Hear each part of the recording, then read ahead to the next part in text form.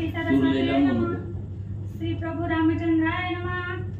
दशरथी युद्धा प्रवर्तला हे देखोनी लवणा क्रोधेव संभळला दंत दाडा रगडू लागला हात चुरी कटकटा करोनी। ग्रंथकर्ते गावबा काका या ठिकाणी सांगतात कथेचं अनुसंधान शत्रुघ्न युद्ध लवणासुराबरोबर करू लागलेला आहे। लवणासुराला सुद्धा भयंकर अशा प्रकारचा राग आलेला आहे। दोन्ही हात त्या ठिकाणी हातावर चुरू लागला। काय करतो ऐका। लवणासुर म्हणे शत्रुघ्नासी आता माझ्यापासून कोठे जासी कोणे मायेचे पोटी रिगसी केवत पडसी मंदबुद्धी। लवणासुराने सांगितलं शत्रुघ्न आता माझ्यापासून कुठं जाणार आहे आणि माझ्यापासून आजपर्यंत कुणीच वाचलं नाही त्यामुळे कुठं पळून जाणार आहे सांग। द्विजारीचे ऐकोनी वचन मग तो दशरथी वीर दारुण काय करिता झाला पण शत्रुघ्न लक्षणी ते काळी। लवणासुराचं बोलणं ऐकल्यानंतर शत्रुघ्नाला सुद्धा भयंकर राग आलेला आहे आणि तो असणारा शत्रुघ्न त्या लवणासुराला कसं प्रत्युत्तर देतो काय करतो ऐका। माझ्या भुजांचा पराक्रम गण आणि वज्रसारिका बाण घाये तुझा घेईन प्राण तव राक्षस ताळ घेतला। आणि त्या शत्रुघ्नाने सांगितलं माझ्या हातामध्ये बाहूमध्ये एवढी ताकद आहे तुझ्या अंगामध्ये त्या ठिकाणी असणाऱ्या त्या माझ्या बाहूचं एवढं सामर्थ्य वज्रासारखा बाण माझ्याकडे कसा जगशील असं शत्रुघ्न बोलल्याबरोबर त्या लवणासुरानं ताल नावाचं झाड हातामध्ये घेतलं। तो टाकीला शत्रुघ्नावरी ताळे तादे कोणी अंबरी दशरथी वीरा धनुर्धारी बाणे शतखंड वृक्ष केला। लवणासुरानं ताल नावाचं झाड तोडून हातामध्ये घेतलं शत्रुघ्नावरती सोडला।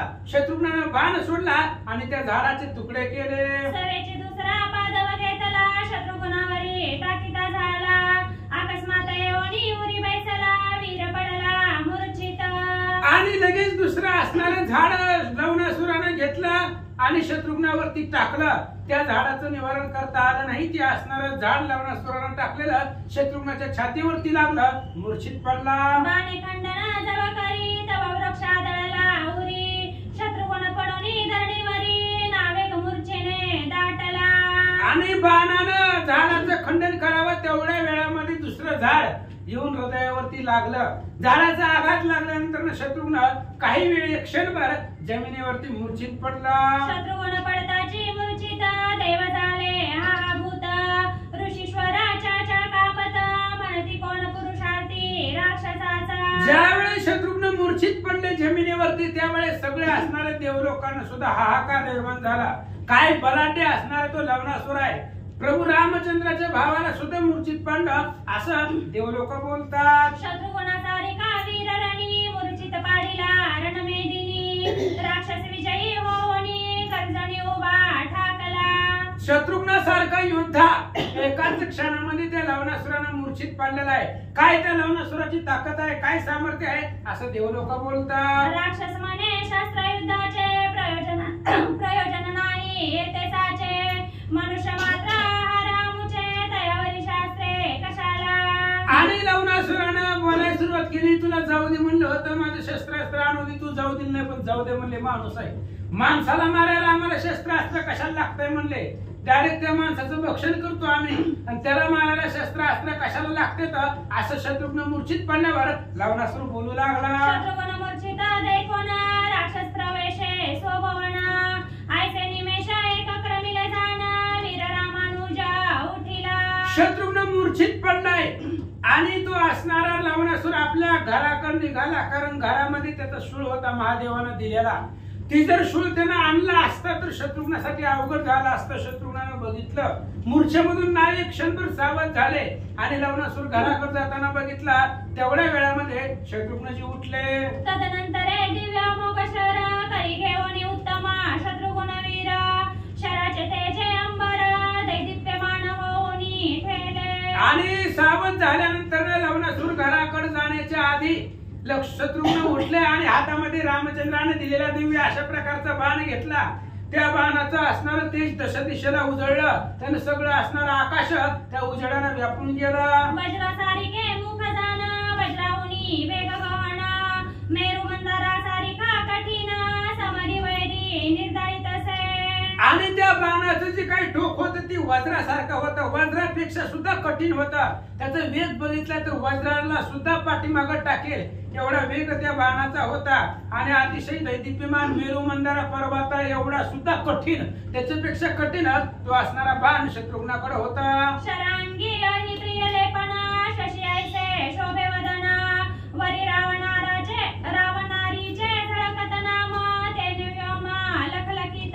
आणि त्या शराच्या बाणावरती त्या ठिकाणी चंदन लावलेलं होतं, त्या बाणावरती चंदनाचा सुवास येत होता, त्याच्यामुळे चंद्रासारखं तो बाण दिसत होता. एवढंच नाही तर ते असणाऱ्या बाणावरती रामचंद्राचं नाव झळकत होतं. काळदंडा समान शर तेने शशी सूर्य भयातुर गगनी नक्षत्रे ग्रह क्रूर धाके थरथर कापती. काळाला दंड करणारी ताकद त्या बाणाकडे होती. काळदंड यमाच्या हातामध्ये काळदंड असावा त्या पद्धतीने तो बाण होता. त्या बाणाच्या भीतीने चंद्र सूर्य सुद्धा थरथर कापू लागले, आकाशामधली नक्षत्र तुटून पडू लागले, एवढा प्रलय निर्माण झाला. बाणाची ध्वनी अति काढी धरणी गेली तिरडो विरडी कुर्माची पाटी तडाडी वृक्ष पान झडी तेने झाली. आणि शत्रुघ्नाने तो बाण धनुष्याला लावला, कानाडी ओढली आणि त्या बाणाचा ध्वनी आवाज एवढा निर्माण झाला, त्या आवाजानं पाठीवरती पृथ्वी धरलेली आहे असणारा कुर्म, त्या कुर्माची सुद्धा पाठ तडकली गेली, एवढा आवाज नाद त्या बाणाचा झाला. सर्व जीवशंत धाके हाकार करीत सिद्धचारण महानुभव संत अप्सरा कापत चळचळी. आणि त्या बाणाच्या आवाजानं एवढा असणारा प्रलय निर्माण झाला, सगळ्या जीव जंतूला हाहाकार निर्माण झाला.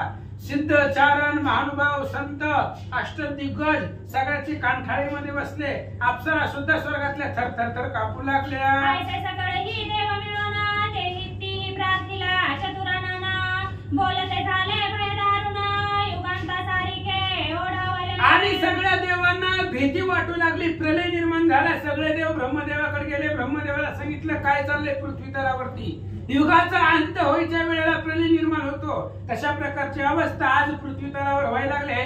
ब्रह्मदेवाला बोलतात आजी होईल प्रलय काळ ऐसे ओढवले जगड व्याळ पूर्वी ऐसे भय सबळ देखिले नाही पितामहा. आणि ते असणारी देव लोक ब्रह्मदेवाला बोलतात महाराज एवढा प्रलय पृथ्वी तलावरती निर्माण झालाय, हा पृथ्वीचा नाश होतोय की काय असं वाटायला लागलंय.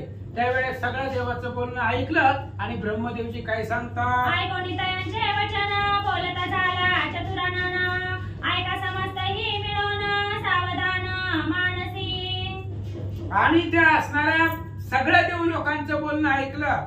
ब्रह्मदेवानं सांगितलं शांत बसा, घाबरू नका. तुमचं असणारं बोलणं ऐकून घेतल्यानंतर मग ब्रह्मदेव त्या देव लोकांना काय सांगतात ऐका.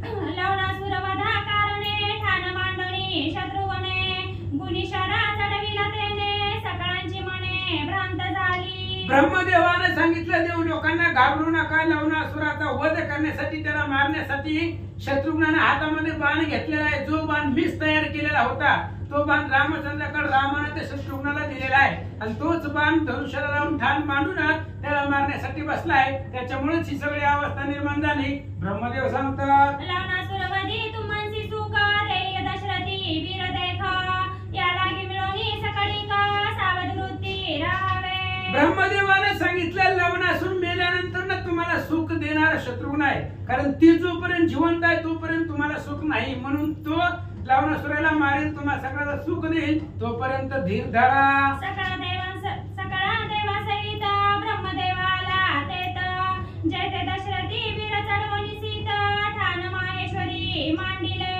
आणि मग ते असणारं युद्ध बघण्यासाठी, लवणासुराचं आणि शत्रुघ्नाचं युद्ध बघण्यासाठी सगळ्या देवांना सोबतीला घेऊन त्या रणांगणाच्या ठिकाणी ब्रह्मदेवजी ते युद्ध बघायला आले. तेवढ्या वेळामध्ये इकडे शत्रुघ्न माहेश्वरी ठाण मांडून लवणासुराला मारण्यासाठी तयार होते. आकर्ण ओढणी कानाडी बाण सोडीला कडाडी जाऊनी लवणासुराचे हृदय परवडी भेदोनी रसातळ प्रवेशला. आणि शत्रुघ्नाने त्या बाण धनुष्याला लावला, त्याची कानाडी कानापर्यंत ओढली, बाण सोडला. वाऱ्याच्या वेगाला पाठीमागे टकून बाण गेला, लवणासुराच्या हृदयाला लागला. त्या हृदयामधून पुन्हा पाताळामध्ये तो बाण गेला आणि पाताळामधून पुन्हा सवेचे ओनिया बाण शत्रुघ्न भाता प्रवेशाला जाण एकीकडे हृदय विदारून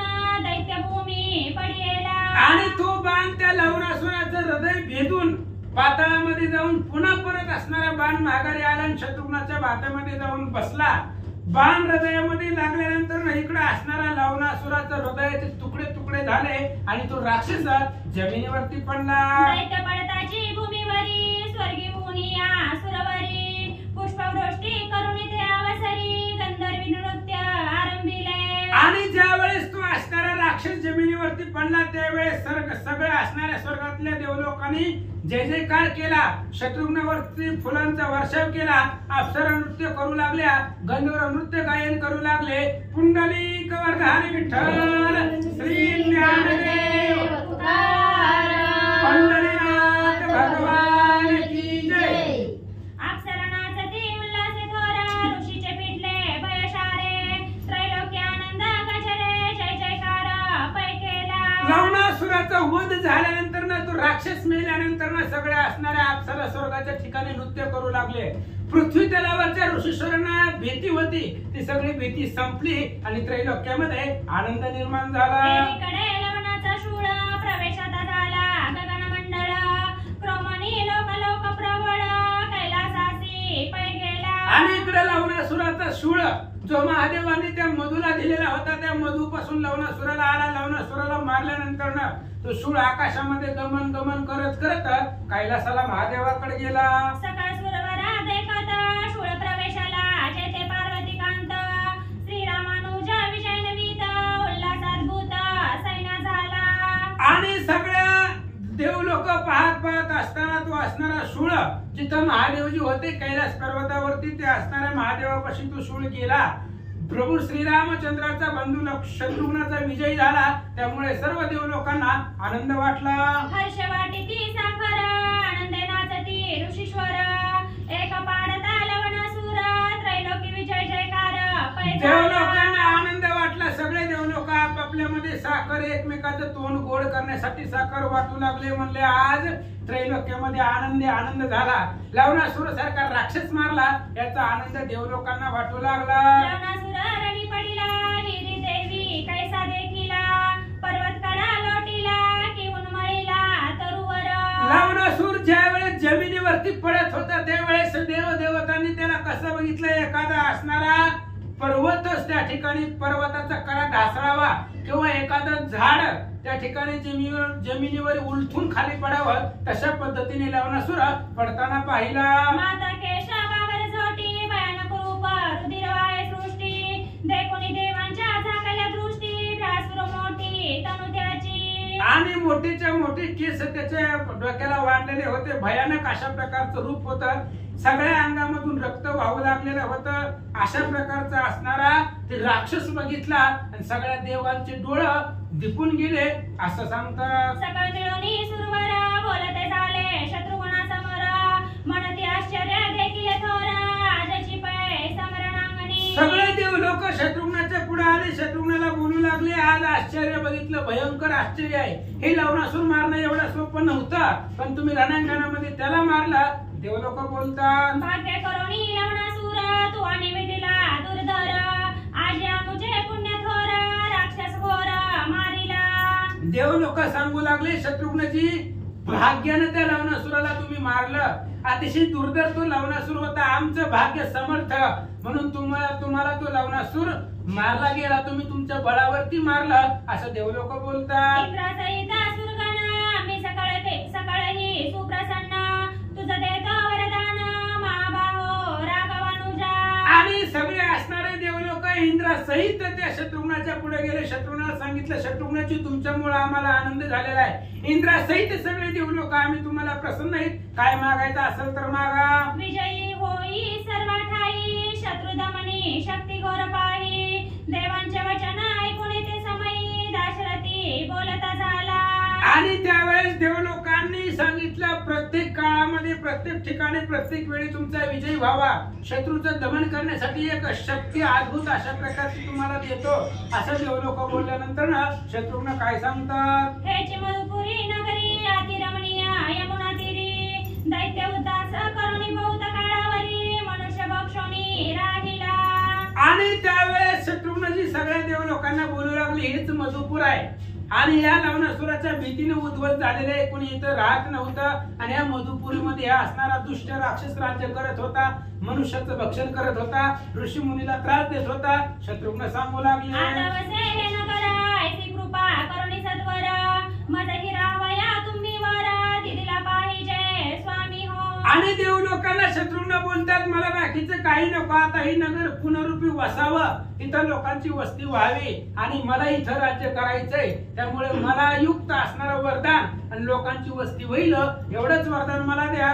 शत्रुघ्न बोलतात, राघवानुजाचे ऐकोनी वचन ऋषी संतोषाले जाण बर्वे म्हणून वरदान देते झाले ते समयी. आणि असं शत्रुघ्नाचं बोलणं ऐकल्यानंतर सगळे असणाऱ्या ऋषींना देवलोकांना आनंद झाला आणि ऋषी लोक शत्रुघ्नाला वरदान देऊ लागले.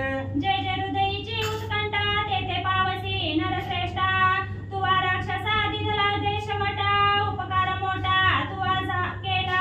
ऋषी लोक बोलू लागले, शत्रुघ्नजी तुमच्या मनामध्ये जे जे आहे ते सगळं पूर्ण होईल, तुम्ही खूप मोठा उपकार केलेला आहे, ह्या असणाऱ्या राक्षसाला मारलं आणि सगळ्या ऋषी मुनींना सुखी केलं असं ऋषी लोक बोलतात. सर्व सेने वर्तमान तू प्रवेशे राजभुवन देवाद्विजांचे करी पालन सुख संपन्न हो. देव लोक सांगतात, शत्रुघ्नजी आता एवढे सगळे सैन्य घेऊन आलात, जावा मधुपुरीमध्ये प्रवेश करा, तुम्ही तुमच्याकडून ऋषी लोकांना सुख होईल, देव लोकांना सुख होईल, असं प्रजेचं पालन करा.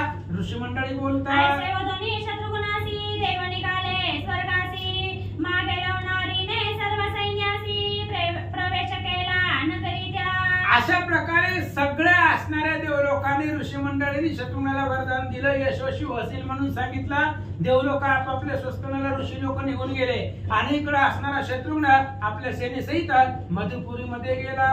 प्रवेशाला शत्रुघ्न वदला लवणासुर दारुण हे ऐकोनी देशांतरीचे जन गेले होते ते आले. आणि शत्रुघ्नानं लवणासुराला मारलं ही बातमी ऐकल्यानंतर ना सगळे असणारे त्या गावात जे त्या लवणासुराच्या त्रासाला घाबरून जे निघून गेलेले होते ते सगळे पुन्हा त्या गावात आले आणि लोकांची वस्ती मधुपुरीमध्ये झाले. लोकांची देवनिया भय मगत दशरथ तनय ग्रह मंदिरे उगवणी सुवर्णमय ब्राह्मणांची देता झाला. आणि त्या गावामध्ये नवीन बाहेरून येणाऱ्या लोकांना शत्रुघ्नानं अभय दिलं, म्हणले आता घाबरू नका, राज्य मी करणार आहे.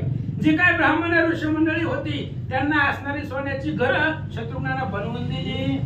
लवणासुराचे जे वस्ती स्थान ते शत्रुघ्ने केले नूतन हाट हाट वाटिया विधी जाण वाणी व्यापारी साधन राहिले. आणि मग जे असणाऱ्या लवणासुराचं वस्ती स्थान होतं, ठिकाण होतं, ते असणारं सगळं शत्रुघ्नानं नवीन केलेलं होतं. त्यातल्या असणाऱ्या गल्ली बाजारपेठा वाण्याचं राहणार असणारं गल्ली ती सगळे असणारं नवीन बनवलेलं होतं. चौवर्णांचे लोक चौवेदांचे वेद पाठक चौआश्रमांचे जनाने का वस्ती सुख पावते झाले. 4 वर्णाचे 4 वेदांचे 4 आश्रमाचे लोक ते असणाऱ्या मधुपुरीमध्ये राहू लागले. नगराभोवती उद्याने नाना परीची पुष्पे वने आम्रवने मधुवने नारिकेळी वने असंख्य. आणि मधुपुरीच्या अवतीभोवती मोठमोठाली उद्यानं शत्रुघ्नाने निर्माण केली. अनेक प्रकारची फळांची झाडं आहेत, आंब्याची झाडं आहेत, मधुवन आहेत, नारळी केळीची वन असंख्य निर्माण केली. आणि द्राक्ष मंडप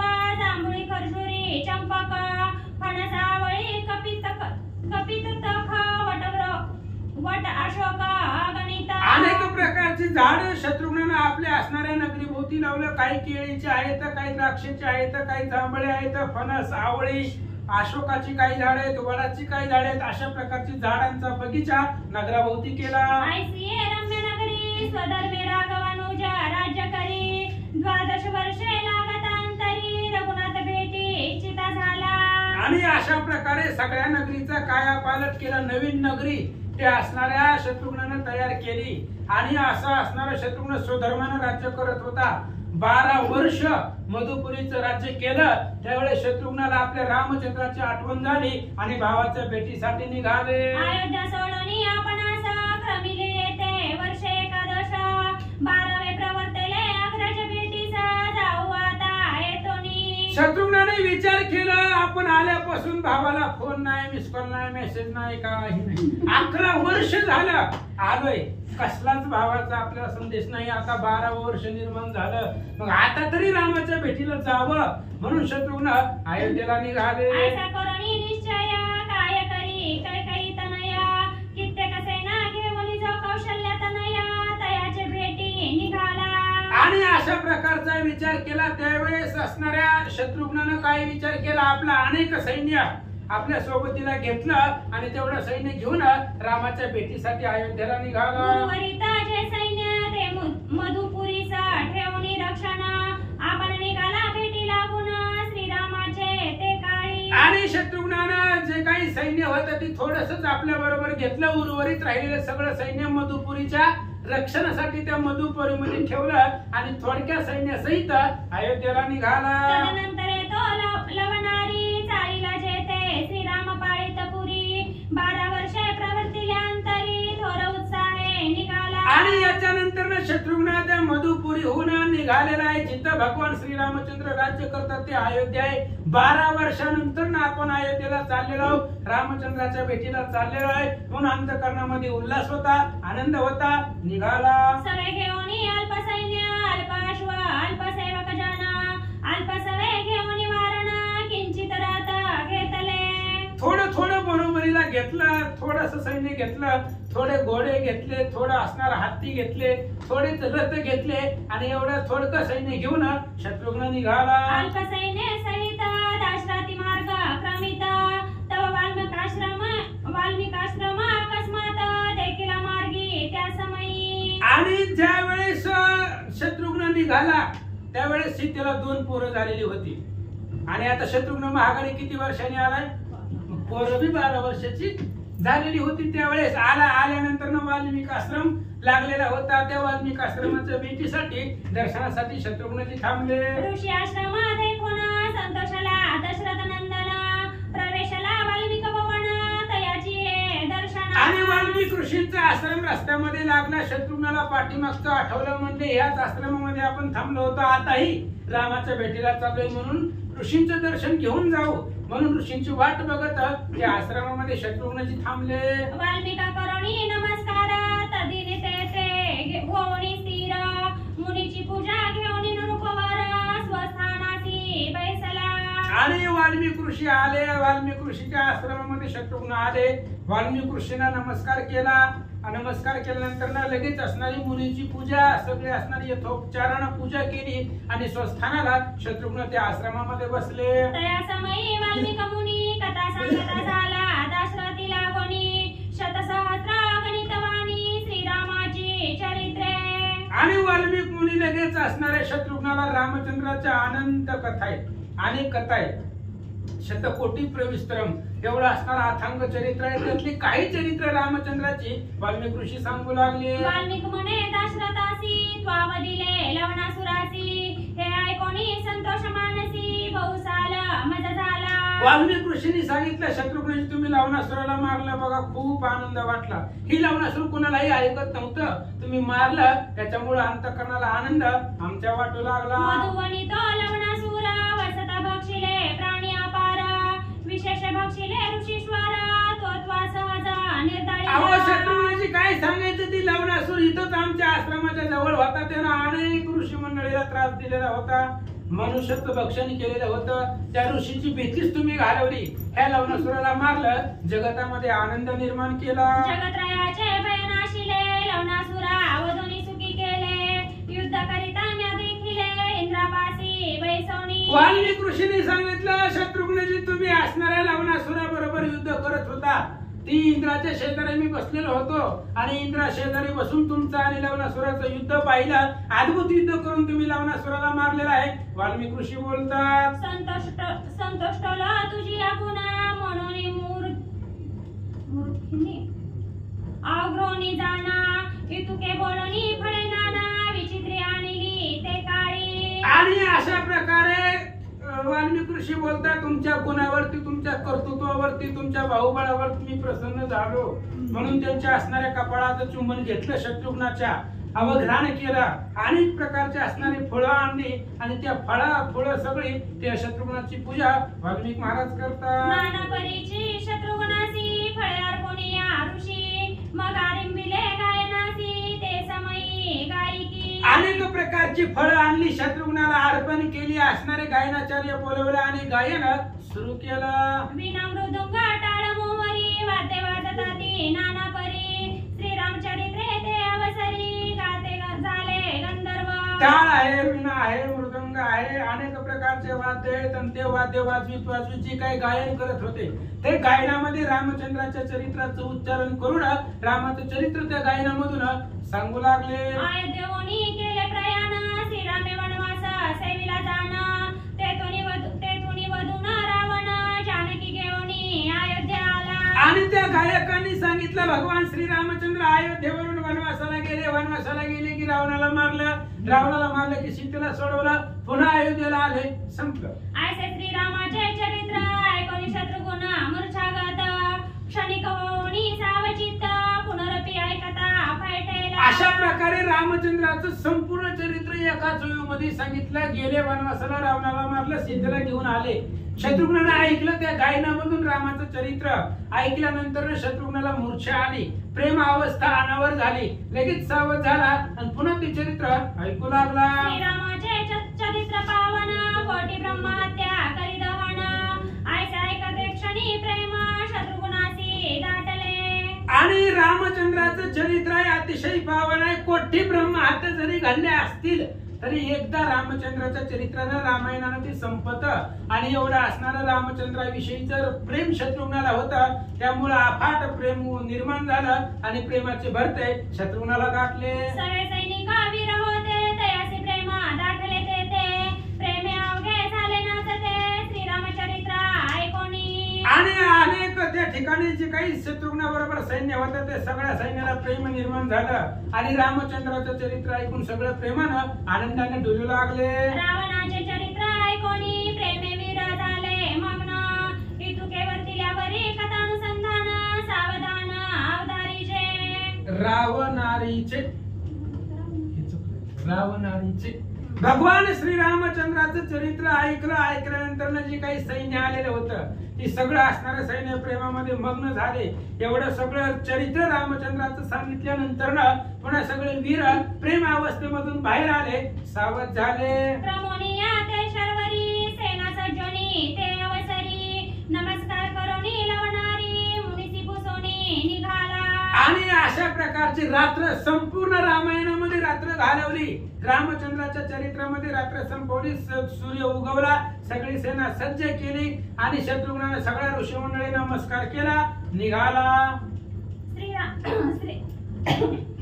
श्रीराम दर्शनाची उत्कंठा मार्गी चालता दडदडाटा इंद्रियनाथा मुनी वेग मोठा अयोध्येचे शेवटा येथे झाला. रामचंद्राच्या दर्शनाची उत्कंठा होती मनामध्ये, त्याच्यामुळे शत्रुघ्न अतिशय वेगानं मनाला वायूला पाठीमागे टाकून निघाले आणि अयोध्येच्या जवळजवळ सर्व सैन्यासहित शत्रुघ्न येऊन पोहोचले. अयोध्या देखील कैसी अमरपुरी मुनी विशेषी कैलासजीचे उपमेसी तुळनेसी पैनाही. आणि अशा प्रकारची अयोध्या शत्रुघ्नाने लांबूनच पाहिली.